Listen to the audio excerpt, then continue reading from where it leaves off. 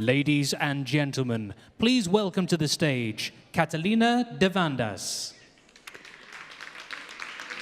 Good afternoon, everybody. We're getting to the final discussion, the final panel, we're going to be discussing about the way ahead and what is going to happen tomorrow after the summit.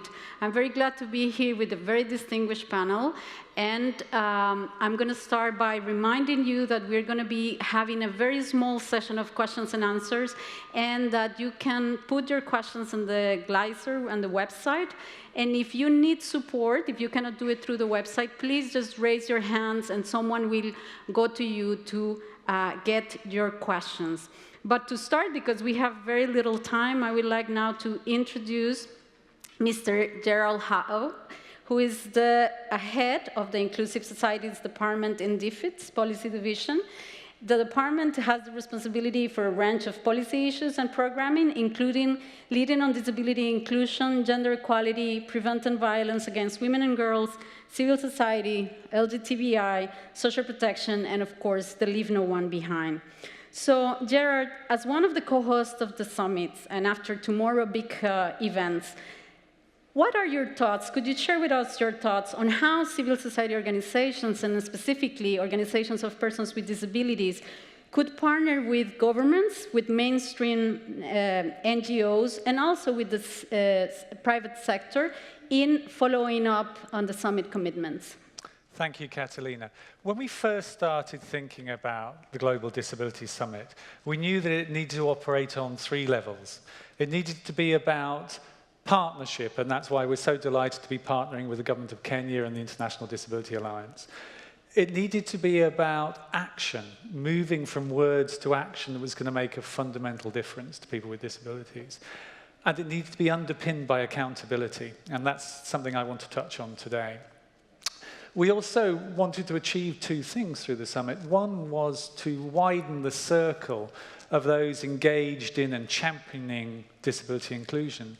And the other one was to generate a whole new set of commitments from organizations from the private sector, multilaterals, partner governments and donor governments, and NGOs and CSOs, commitments to making a difference, to stepping up further, wider and faster on disability inclusion. And tomorrow we'll talk more about those commitments. But we also knew that tomorrow and today wasn't just about these 2 brilliant days with all these brilliant people. It was about what happened in the months and the years to come. And so we've been doing quite a lot of thinking about that accountability and how we ensure that accountability for the commitments that are made over the next 2 days sticks, is understood and taken forward. And I also want to underscore the fact that that accountability we've always understood as being fully within the framework of the CRPD and fully within the framework of Article 33 of the national consultations. This is about how do we underpin commitments to action to the CRPD, to making that difference and complementing the CRPD. And clearly civil society has at least 3 roles in this. One is the role that in fact, civil society plays all 3 of these. One is as an advocate, to generate further commitments, to hold people further to account. One is a champion of inclusivity, bringing in new voices and new actors. And one of the pleasing things I think about today and tomorrow is a range of new voices and actors coming in. And one is about experts and practitioners. So as we've been thinking about going forward on accountability, we've been consulting. We held a session at the Conference of State Parties this year, asking a group of people, how do we move this accountability forward? And so let me say a few things now, briefly, about what we want to achieve. So we want to achieve that all the commitments that organizations make here today over the next 2 days are known, are seen, and can be shared. And so I'm delighted to say that we're going to be working with IDA, and IDA have agreed to create a portal on their website where every single commitment that's made here over the next 2 days is public and shared and can be shown going forward.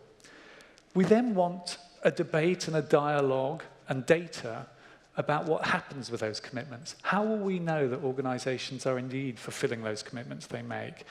And we want to know how that will translate into impact. So we're really interested, as we go forward over this first year post-Global Disability Summit, to think about how we could generate and support national action on that. And finally, what we hope to do is, as co-chairs, we'll use this next year not only to track progress on the commitments that are made here, but also to start to generate a longer-term mechanism by which people can share data on the way in which commitments under the CRPD and elsewhere are being realized and are being tested and challenged. And so we've set up two things. One is a small stakeholder group with some key partners thinking about how we can move that forward. But secondly, we would like to open up a partnership forum and would invite everyone in this room to join us. We want to hear your views on how we can build a complementary accountability mechanism to the CRPD that goes alongside the national reporting and conference of state parties, but covers not just states, covers all of us because we all have a responsibility in this process. So contact details can be found through GLISA, contact the team or ourselves, IDA, and the Government of Kenya through the partnership on that. Thank you, Catalina. Thank you very much, Gerard, and also for being so concrete on how are we going to move forward with the commitments to give them visibility, publicity, but also to do it in a sustainable and in a participatory approach, which I think, of course, are key. Now I would like to give the floor to the next panelist, which is Mr. Afolabi Fahemilo. And he is the executive director of the Fetus Fahemilo Foundation, an NGO for people living with spina bifida and hydrocephalus in Nigeria. He is going to be here with us, presenting the perspective of his organization. And I would like to understand, I understand that in the preparation for the summit in Nigeria, there was a pre-summit, and the government engaged in a very participatory process to get or to prepare its commitments. Based on that experience, can you please tell us what the disability community will do to support the government of Nigeria in implementing the commitments that they will make at the summit? And is there something that you will ask the government in return? Thank you very much. Like you rightly mentioned before this summit, there was an active engagement with, between the government and the Joint National Association of Persons with Disabilities and in Nigeria. The national president is also here present. There were certain commitments on the part of the government of Nigeria to, prior to this summit. And I think I was discussing with the national president of Joint National Association of Persons with Disability in Nigeria during the lunch break. There was, both of us, concluded that going forward from this summit, there's need to constitute post-summit delegation. Using the leveraging on the experiences and the learnings from this summit to use that to engage with government and to continuously providing a leadership role, part of the JONAPID, and to also build the capacity of member association, raising awareness, intensify advocacy, and also to be a watchdog for the government to making sure that all the commitments that have been set aside prior to this summit are implemented. Thank you. Thank you very much. I think it's the role of civil society in building their capacity and also play this role of monitoring the implementation of the commitments. It's absolutely key. So I move now to another representative of an organization, a civil society organization, Sue Bott, who represents Disability Rights UK. Sue is a person with a visual impairment from birth, who has been active in the UK disability movement for many years. She is currently the Deputy CEO of the Disability Rights UK and previously was Chief Executive of the National Centre for Independent Living. She has made a CBE in 2014 for services to people with disabilities and their families. So thank you for being here. And as Deputy CEO of Disability Rights UK, could you please tell us what role do you see your organization can play in the follow-up of the summit? And what would you like to ask your government to do?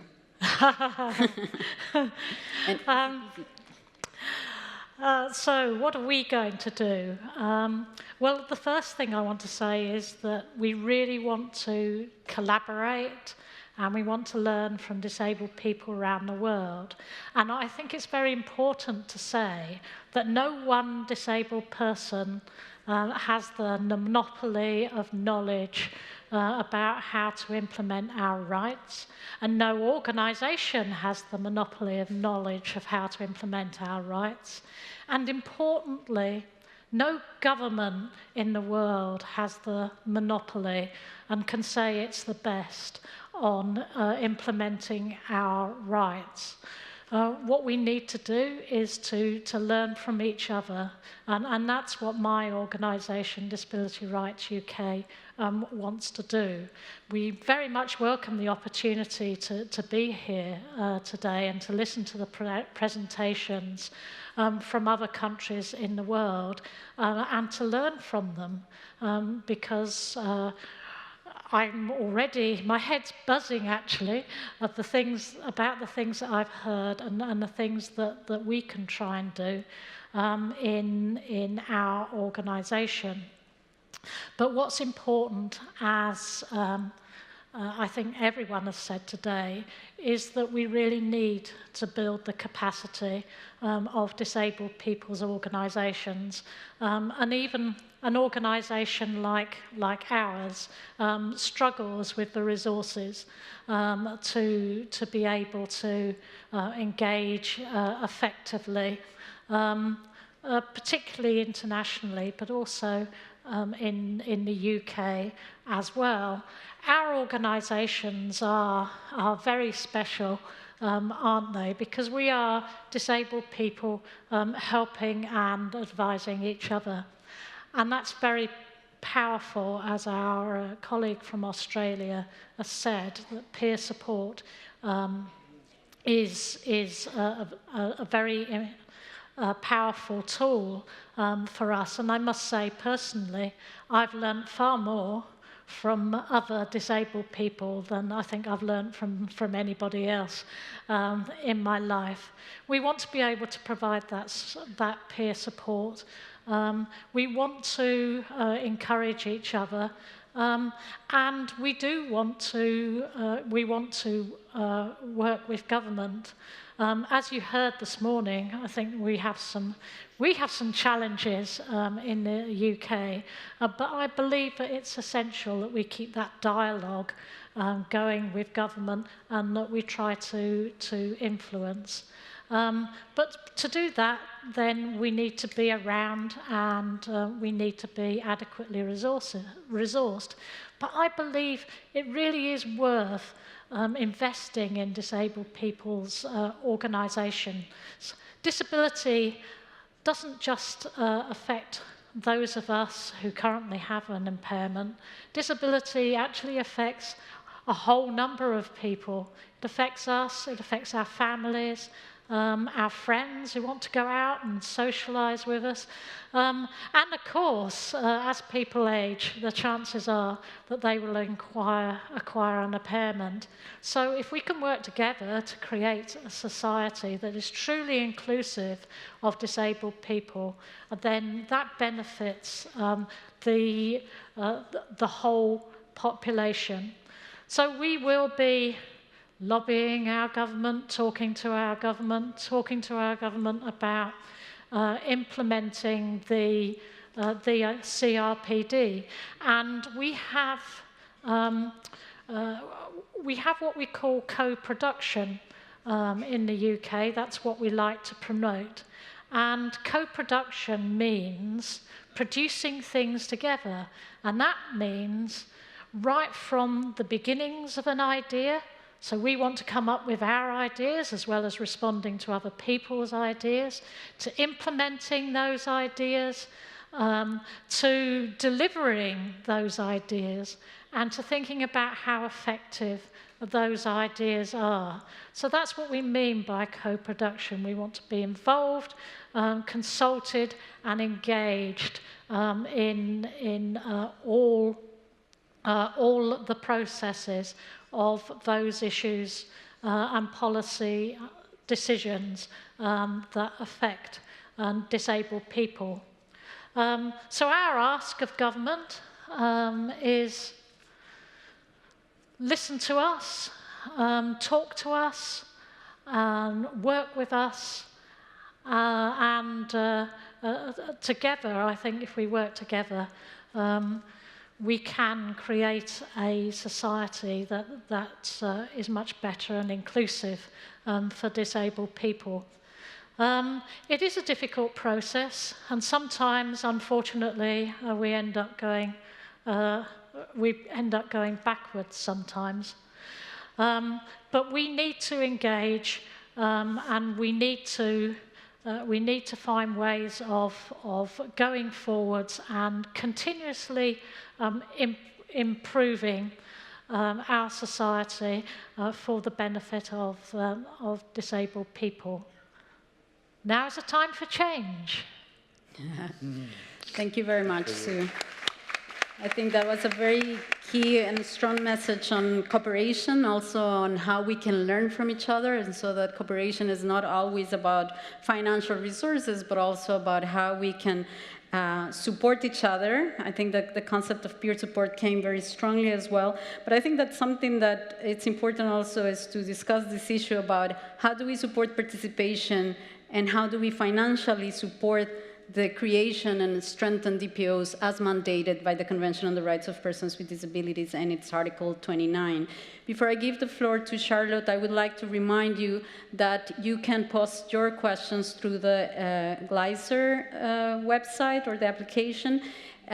We would like to hear from you and to see what questions do you have, and if you have any trouble accessing the web, please just raise your hand and a volunteer will reach you wherever you're seated.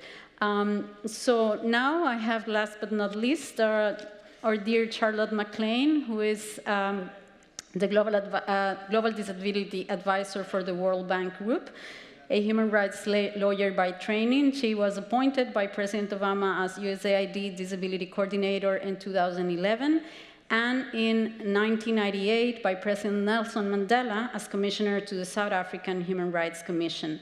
She also previously worked at UNICEF. Charlotte, as a head of as a disability advisor of the World Bank, as part of an international financial organization, could you please let us know how the bank could play a role in the follow-up of the summit? Great, Kata. Thank you very much for the question. And I'd like to thank IDA, I'd like to thank DFID, and I'd like to thank the Kenyan government for the opportunity to be here. And what I'll focus on today is a specific measure that we think makes a strong contribution to the follow-up of the summit. And very happy today to launch the Disability Inclusion Accountability Framework, which I have a copy here, and there are a couple of copies on the table at the side of the stage. And essentially, this framework is important because it's the first time ever that the World Bank has its thinking and the narrative behind disability inclusion in one document. And I need to say that this document was very inspired by DFID's first disability strategy. And so what this framework seeks to do is really to provide a new roadmap on disability inclusion for World Bank staff. As many have mentioned today, the importance really is about building capacity. And in our sense, it's about building capacity of World Bank staff so that we can better inform our clients about how to design for persons with disabilities and how to make sure that our projects are more inclusive. I think it's important also for me to just indicate that the development of this framework was in itself a participatory process. And so we held meetings with DPOs in Bangladesh, in Nairobi, in Lusaka, in Montevideo, in Washington, and in New York. We worked with governments. We worked very importantly with World Bank staff themselves, because we really wanted to understand what are the issues that people face when thinking about designing a program.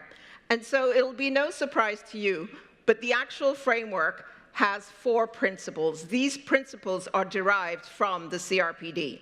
The first principle is the principle of non-discrimination and equality.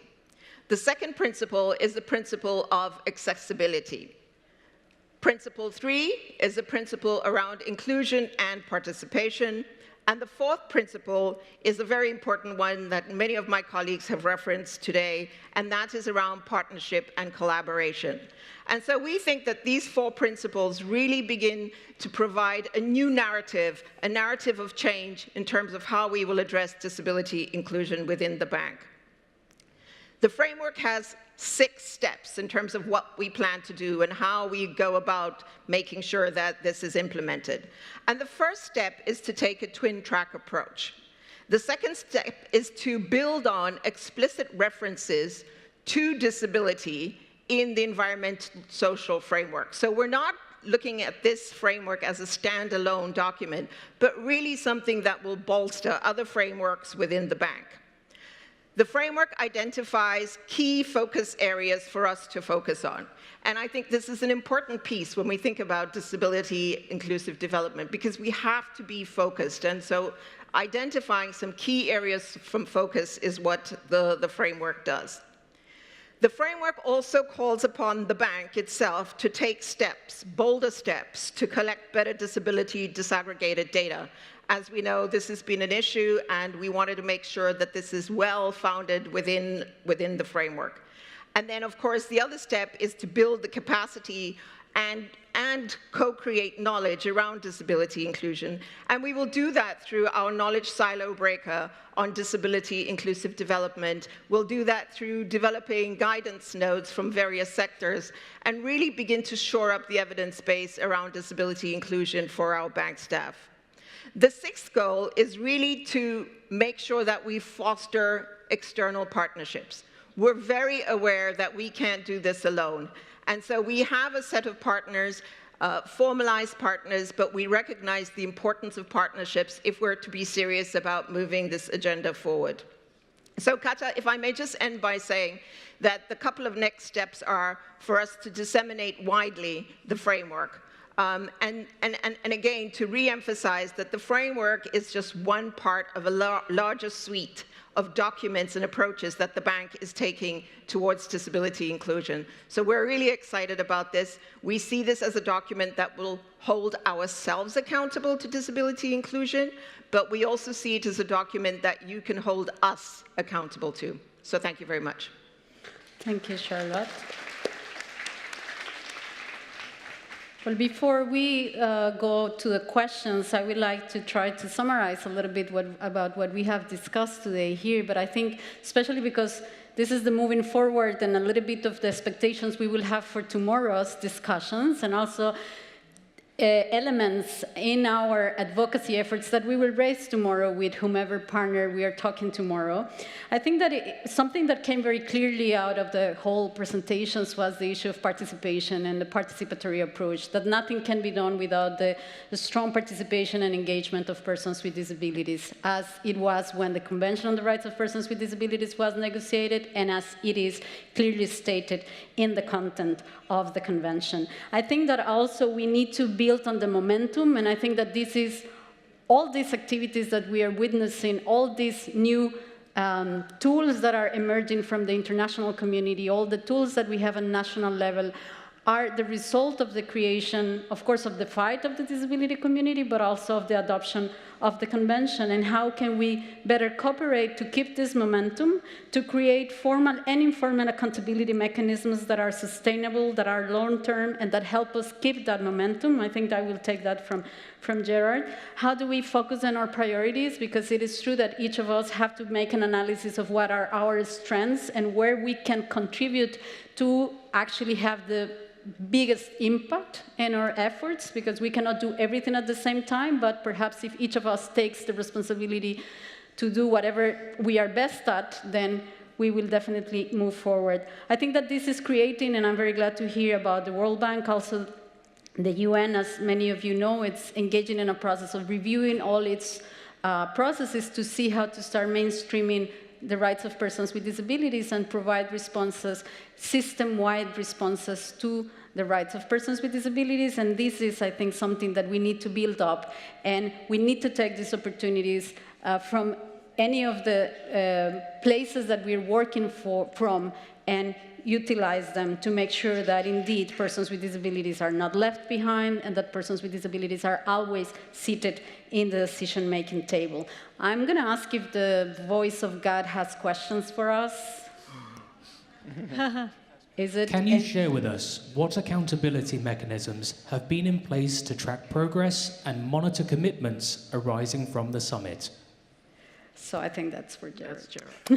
Thank you, Catalina. I think that's my point from earlier on, that what we are doing with the kind support and in partnership with IDA and with the government of Kenya is to make available, publicly available, every single commitment that has been made here today and tomorrow, so that people can engage and can see what people have signed up to, and to begin that discussion, exactly as Sue says, about listening to us, talk to us, understand that commitment and how we can work in partnership to deliver it. Thank you very much, Gerard. I'm listening to you. Voice of God. What lessons has DFID learned from previous summits about how to ensure that commitments are followed up on?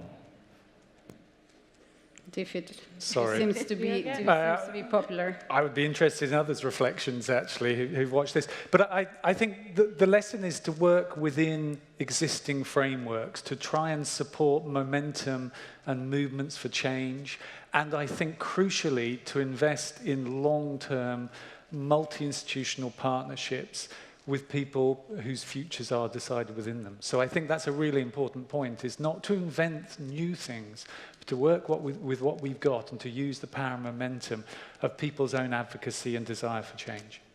Thank you. Thanks a lot. We have the next question.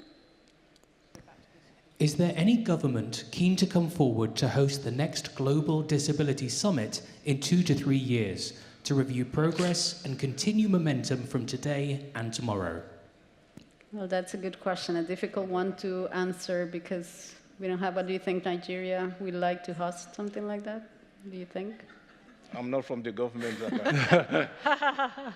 Will civil society promote such an engagement? Yes, definitely we'll be promoting that, and we'll be engaging with our own government to follow the suit what Kenya government has done this current summit.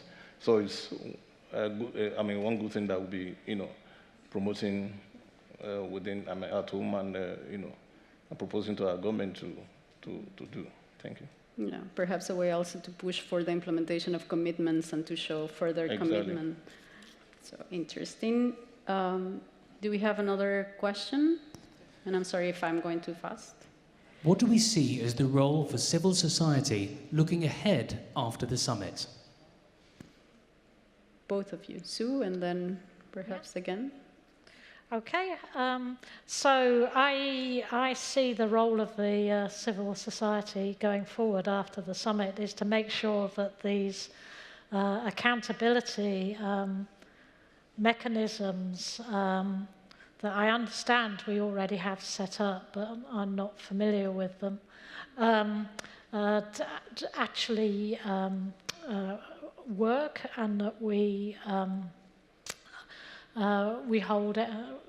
play our part in holding everyone to account in fulfilling the commitments that we've signed up to. And I'd like to say from Disability Rights UK standpoint, I think for us, one of the things that have come out of today is the need to be inclusive. I think we've always understood the need to be inclusive, but I'm not sure that we've always been particularly good at practicing the need for inclusivity. So that's inclusive of disabled people in rural and urban communities, but also inclusive of the whole range of disability and impairment. And we describe ourselves as a pan-impairment organisation. But I feel sure, and I feel more committed as a result of today in redoubling our efforts so that we can say in the future that we are really, really inclusive. So we're going to work on that, and we're going to make sure we do what we can to ensure DFID do that as well. Thank you, Sue. Charlotte, do you wanted to jump in? So, I mean, I think that, you know, from the bank side, I think civil society has a very strong role to play in terms of, again, holding us accountable for what we say we're going to do.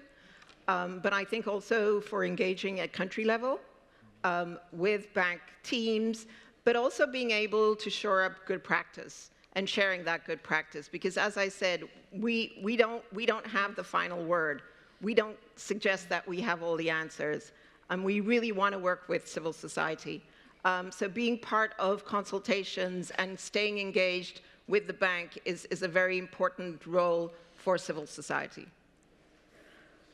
I just wanted to recognize the point that I'm sure everyone in the room does too. Civil society is a very broad church, and one of the things I'm also really pleased about is commitments being made by some large INGOs and other civil society organizations in their own right, so showing that everyone has a responsibility to respond to disabled people and disabled people's organizations, and I think that's very welcome. So there's a conversation about accountability within civil society, as well as between civil society, the state, civil society, multilaterals and others.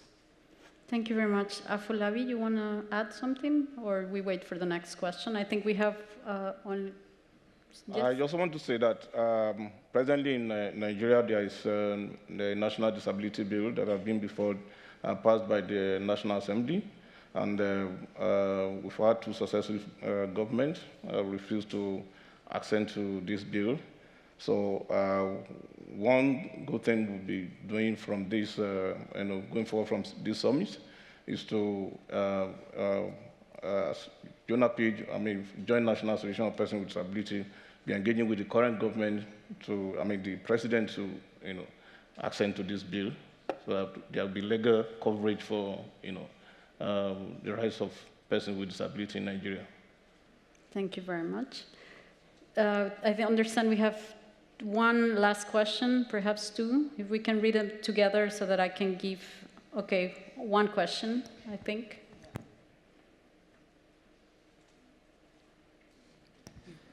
How can we ensure that children and young people with disabilities still meaningfully participate in conversations about disability-inclusive development after the summit? Participation of children. Charlotte, do you want to? Well, having worked on children's rights for many years in my life, I absolutely see the importance of that. And I think for me, the important aspect around involving children and having child participation is making sure that it's meaningful. And so to the extent that we can make this meaningful and engage children, then we should really be doing that. But I just wanted to go back actually to the other question, the earlier question around looking at civil society, because I think that there's also a responsibility for civil society to think about the breadth of civil society. So how do we work with LGBT organizations? How do we work with indigenous peoples organizations? How do we work with women's organizations? And how do we make sure that the disability organizations themselves are being inclusive of all persons with disabilities and taking advantage and leveraging of what's happening within other groups of civil society? Yes. Final word, Gerard. Just to note, for people who are not aware, over the course of today, a group of young people with disabilities have been working away, setting their vision and challenging some of those assumptions. And they'll be presenting tomorrow on that in terms of setting out what they would like to see of a vision in the future for us all and for themselves. And I think that's extremely welcome. And we'll be looking at that as part of the broad accountability mechanism as well.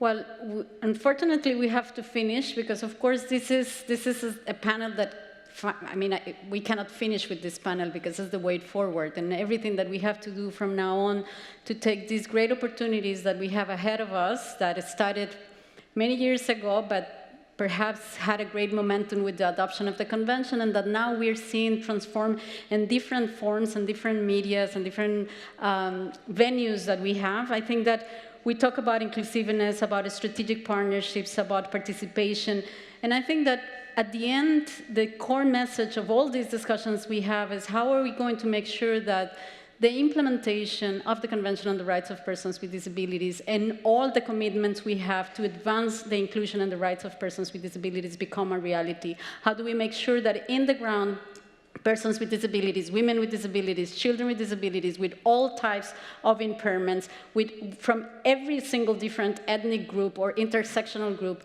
will have the same rights as anyone else? So I think that with these great activities that we have here and the opportunity to exchange, to network, we can build together better solutions to address the challenges ahead. We have a big responsibility of strengthening and building our capacity, but I'm pretty sure that we are in the right path. So I thank you very much. We're going to finish because we're going to disappear to smoothly transition to the closing session of this Civil Society Forum. And again, I want to thank the panelists and the organizers of this event for letting us be in here with you and exchange these views. Thank you very much. Thank you.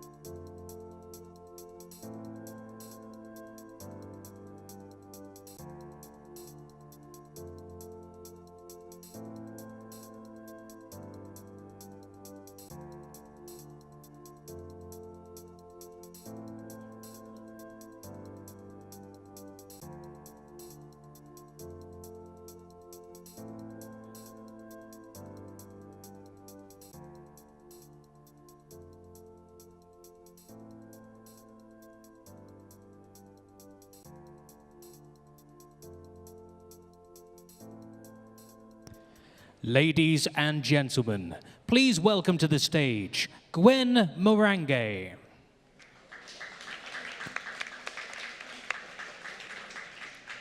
Thank you all for joining us today for the Civil Society Forum. My name is Gwen Morange from Zimbabwe. I'm the founder of Alive Albinism Initiative, an organization which looks out for persons with albinism in Zimbabwe. I'm sure you all agree with me that the discussions today were live and vibrant. Today was focused on hearing the persons with disabilities and DPOs, bringing attention to the importance of actively involving us, including the most marginalized and our families in all matters affecting our lives and full participation in the society. I will now introduce Lord Bates from the Department for International Development in the United Kingdom. Lord Bates was appointed as a Minister of State at the Department for International Development on 14 October 2016. He was previously a Minister of State at the Home Office from May 2015 until March 2016. Lord Bates is a Conservative member of the House of the Lords. Lord Bates, please take the floor.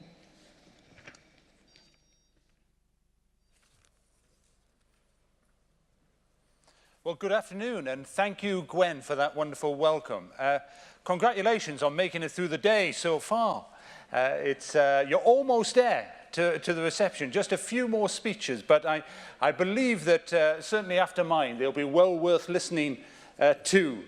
I want to thank our summit co-host, the International Disability Alliance, for calling it Civil Society Forum. Everyone should have equal opportunities to achieve their potential and live in dignity, free from extreme poverty, exclusion, violence, or discrimination. These are core defining principles of the UN Convention on the Rights of Persons with Disabilities. As long as people with disabilities are excluded, we all miss out on the chance to live together in inclusive societies that leave no one behind. It's important that we've had this opportunity ahead of the summit to discuss how we can work together to realize and implement that UN Convention.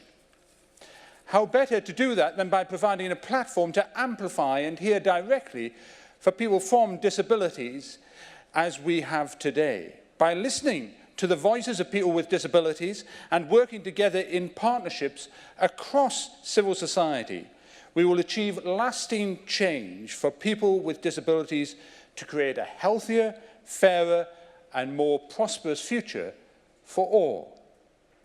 We've heard today about the importance and the need to support disabilities at the grassroots level. DFID, through its Disability Catalyst program, is supporting disabled people's organizations in countries including Malawi, Burma, Uganda, Bangladesh, to advocate for their rights in areas such as education, employment, and access to justice. Through these programs like this, we can support people with disabilities to influence decisions that affect their lives. DFID believes that working with civil society is integral to achieving the global goals. This partnership working can truly bring about transformative change for people with disabilities. That's why we support civil society organisations through our UK Aid Match and UK Aid Direct programs. For example, DFID supports Sense International to provide education for children with deafblindness in Bangladesh. We've also partnered with Motivation, who have user-centred wheelchairs tough enough to cope with the challenging terrain found in many developing countries. The forum has today set the stage for the summit tomorrow. This is the start of a journey to set collective goals and hold each other to account and realize these over the coming weeks, months, and years. The discussions today and tomorrow will be critically important in moving us from mere rhetoric to specific commitments which can be held to accountable by all of us. by listening to the voice of people with disabilities and working together in partnership with civil society, I truly believe that we can continue to build a momentum to create real change and transform the lives of people with disabilities. Thank you.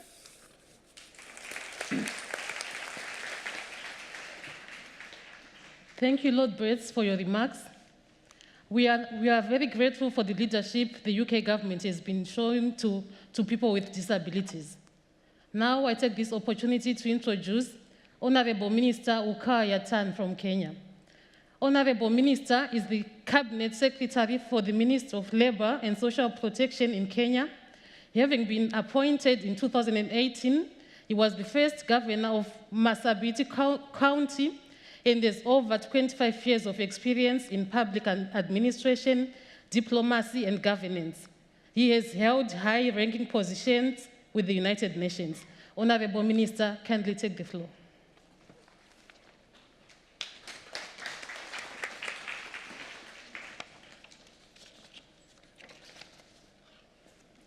Lord Waite, leaders of organizations of and for persons with disabilities, distinguished persons with disabilities, ladies and gentlemen. I'm delighted to be among us, the world delegates to this important forum, whose objective is to chart a roadmap on how best to galvanize the global effort to address disability inclusion. The forum will undoubtedly act as one of the start points for major world changes in this neglected area of disability. Distinguished delegates, in earnest, I wish to express my profound appreciation for the efforts and role played by all actors globally, who have tirelessly worked to advance the cause of disability inclusion. The strides achieved in this sector, particularly by many represented here today, cannot be overemphasized, and for sure we couldn't have reached this far without individual and collective efforts. For instance, in Kenya, the close working relationship between government and the civil society has led to achievement of phenomenal strides in inclusivity and better welfare for the disabled sector. For example, the close working relationship with organizations of persons with disabilities during the drafting period of the Constitution of Kenya prior to its enactment in 2010 led to elaborate provision of various rights for the disabled, including access to education, employment and representation and leadership. In addition to pushing for inclusion for people with disabilities and supporting various government initiatives, civil societies have continued to provide strong checks through regular monitoring of government commitments and programs targeting persons with disabilities. It is my hope that this organization will sustain pressure on all actors, including the government, to account on progress of achieving commitments with the required zeal. Ladies and gentlemen, Kenya has in the years adopted a progressive legislative and policy framework to address the rights of persons with disabilities. As a country, we are proud of the roles persons with disabilities played towards the negotiation of the conventions on the rights of persons with disabilities between 2003 and 2006 and on to its ratification in 2008. We are also proud of the role they played as co-chairs of the Sustainable Development Goals negotiations and the inclusion of disability as a key issue in the 2030 Agenda for Sustainable Development. We join up with partners globally to support and be part of the Inclusive Data Center to speed up achievement of disability inclusion as we strive to achieve the Sustainable Development Goals. I can confirm that Kenya government will undertake to continue engaging with the leadership of civil society groups in the disability sector to increase understanding of the need for inclusion and dissemination of information.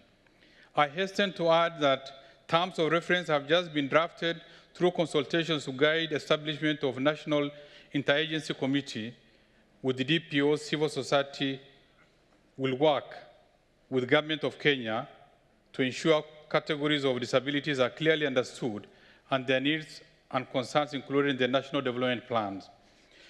Fellow delegates, it's also important to mention that Kenya government has initiated plans to ratify the African Protocol on the Rights of Persons with Disabilities, which is intended to complement the African Charter on human and people's rights and address continued exclusion, harmful practices, and discrimination affecting persons with disabilities, especially women, children, and the elderly. This protocol, adopted during the 19th extraordinary session of the African Charter on Human and People's Rights of Persons with Disabilities, is the culmination of the African Union's focus on the rights of persons with disabilities and concerns that are particular in the African continent with increased risks to the very existence of people with disabilities in communities. It is our belief that ratifying the protocol will be a great boost to our efforts of addressing the high rate of poverty, systematic discrimination, and risk of violence and abuse. Of particular concern is challenges affecting the persons with albinism, vulnerabilities affecting boys and girls, women and older persons living with disabilities. Of concern also is the ever-persistent emergency and humanitarian environment that unfortunately has become the mainstay of many African countries. I call upon friends in civil society present here to work with AU member states in ensuring this legislation is ratified.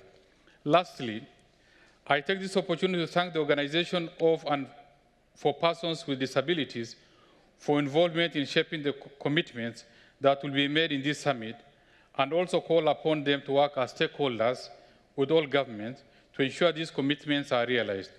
I thank you.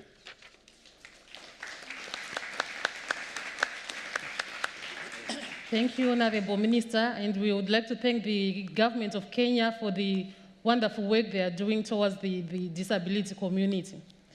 And now I'll introduce Samuel Kabue. Samuel serves as a chairman of the Caucus of Disability Rights Advocacy in Kenya and is a member of the UN Committee of Experts on the Rights of Persons with Disabilities. Sam has worked for the government, National Council of Churches of Kenya, and the World Council of Churches. Sam, the floor is yours. Thank you very much. My role is to just sum up what we have achieved through this day. And I would say we began this morning by talking about the convention and how it has been implemented, the challenges, and the clarion call is moving from policy to practice. The whole question is that ratification is not enough. And as a member of the CRPD committee, I can witness, particularly from the developing countries, we do have challenges because by February this year, we had, out of the 44 countries that have ratified the convention, we had 21 countries that were overdue in their reporting. We are saying we need now to move from the many legislations that have taken place in our countries and get into action.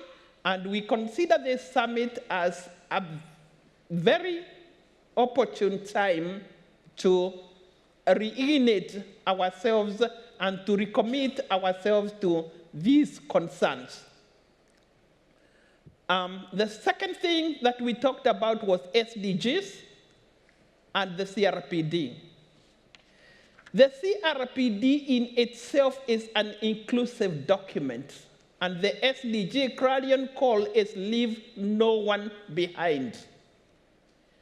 And we are saying that people with disabilities now need to be incorporated into all the planning and the implementation stages of SDGs in each of our countries. And the whole question of employment came up as a strong force within the implementation of the SDGs. We also did highlight on the data, because data has been lacking in many of our countries, and it is important properly desegregated data to enable the planning. So the issue of data, the issue of employment, the issue of ensuring that people with disabilities are in the forefront in the planning so that they are not invited at the anterior end of the plans and in the implementation. Third thing we talked about here was the issue of capacity building. And this was the capacity building mainly for the organizations or persons with disabilities to enable them to participate effectively in the whole question of implementation of the convention itself, the implementation of SDGs, and the whole issue of inclusion in development. Capacity building, we saw issues, for instance, how in Australia, the development sector has worked with the people with disabilities in the area of capacity building. Capacity building has the issue of bringing organizations or persons with disabilities together to work together and to ensure that even within them, we do not have exclusion. The purpose of the capacity building is to ensure that people take their right in decision making. And the fourth area that we have concentrated on is how and what is the role of organizations or persons with disabilities in all this setup. Organizations or persons with disabilities represent the consumers. They are made up of people who know where the shoe pinches most. And so their participation is crucial in the implementation of the CRPD, in the implementation of the SDGs. They need capacity, as we have already said, to do this. And the convention itself in Article 4, Clause 3, and in Article 33, Clause 3, clearly indicates the need for them to be involved in the implementation of the convention and therefore of SDGs and other development programs.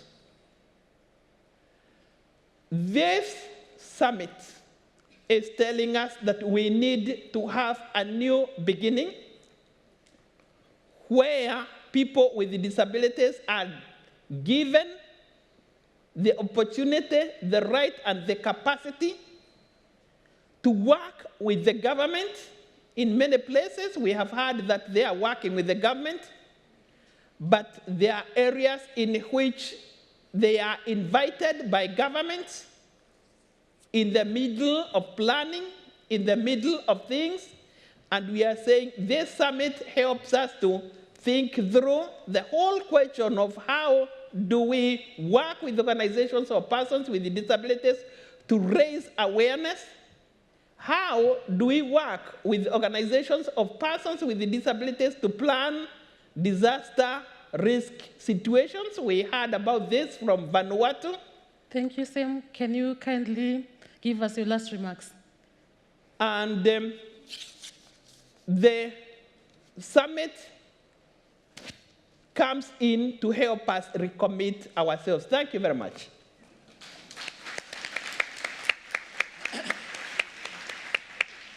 Thank you so much, Sam, for sharing the DPO perspective. And now we are moving on to Devika Sharma, who is representing the Global Disability Summit Youth Group. Devika is a psychologist currently pursuing a PhD, the first Indian to be pursuing academic research in the field of disability sports for women in India. She is the co-founder of the Willing Happiness Foundation and has competed as an international para-athletics. Thank you so much, Devika, for being with us. Can you kindly give us your remarks? Thank you, Gwen. Good afternoon, everyone. As a young person with disability, I founded the Wheeling Happiness Foundation in India, which works towards disability awareness and inclusion through sport. I'm here today as a part of the International Young Persons with Disabilities Delegation, and I would like to give you an overview of how we have spent our day today and what we plan to contribute to the summit tomorrow. We spent the day at a roundtable moderated by the Include Me Too organization, where we deliberated the 6 themes of the summit and their particular relevance to children and young people with disabilities. Some of the overarching key messages that arose across all the themes were visibility and leadership roles needed more for young people with disabilities for them to be able to be self-advocates for themselves. Recognizing that inclusive education is the route to economic empowerment, not just inclusive education at an elementary level or a primary level, but a lifelong continuation of, and a transition from employment, from education to employment. Another one is a continuous stress on accessible infrastructure, as well as improving data collection with respect to children and young people with disabilities so that this data can be used effectively to implement solutions. We feel that the key messages that have emerged from today's discussion can be a basis for a Global Disability Summit Charter for young people with disabilities. We will also be sharing our insights at a roundtable event with Lord Bates at the summit tomorrow.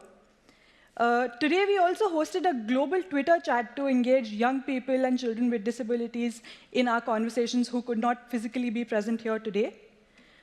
In addition to drafting the Children and Young People Charter, we will also be unveiling the global Include Me Too video campaign that has taken place in the run-up to the summit, and we have had young people with disabilities submitting short videos of their own aspirations and their own beliefs regarding their abilities beyond their disabilities, and we will be unveiling this at the summit tomorrow.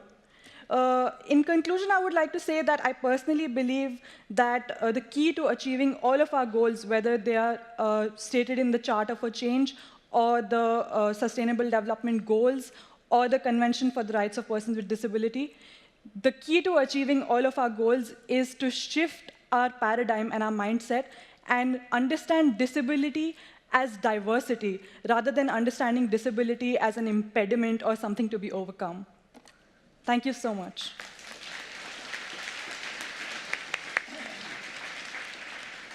Thank you so much, Devika, for reporting on all the activities that the youth group undertook today. We are inspired by the upcoming leaders you have been engaged with all day. Thank you so much. Finally, I would like to introduce Abraham Abadala, who will speak on behalf of the International Disability Alliance. Abraham Abadala is the president of the Arab Organization for Persons with Disabilities, an IDA board member. He has served as a member of the Executive Committee for the National Council on Disability in Lebanon, and was previously Dean of Inclusive Education at Al-Kafat University. Abraham has extensive experience working in the field of human rights and disability. Abraham, you are welcome. Take the floor.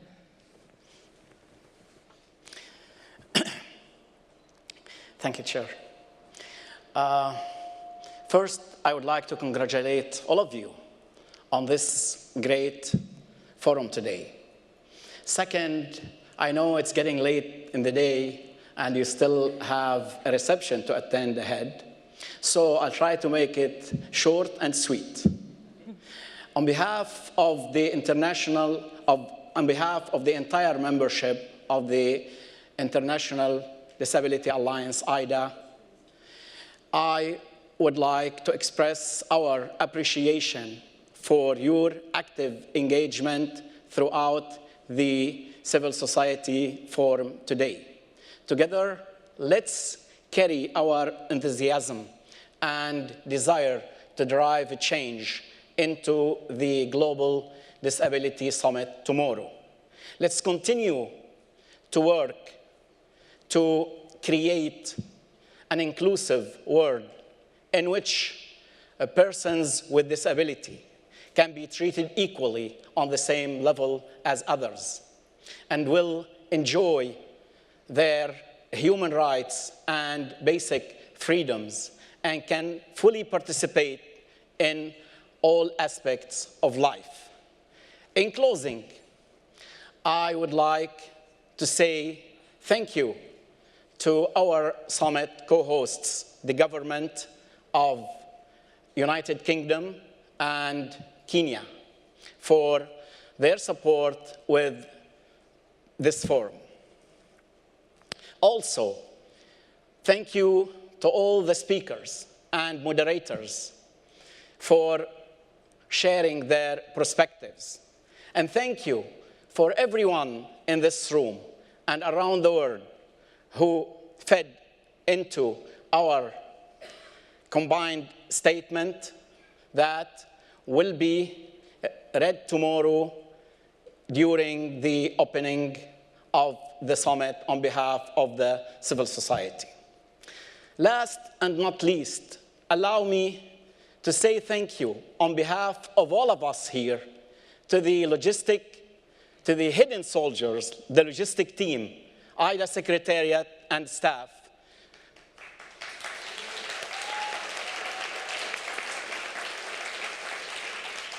who worked really hard throughout the last few months to organize this important activity. My friends, tomorrow is the summit. Let's get ready and be prepared to go out there and make the whole world hear our voice and our loud and clear message that no one should be left behind, and there is nothing about us without us. Thank you for your participation, and God bless you all.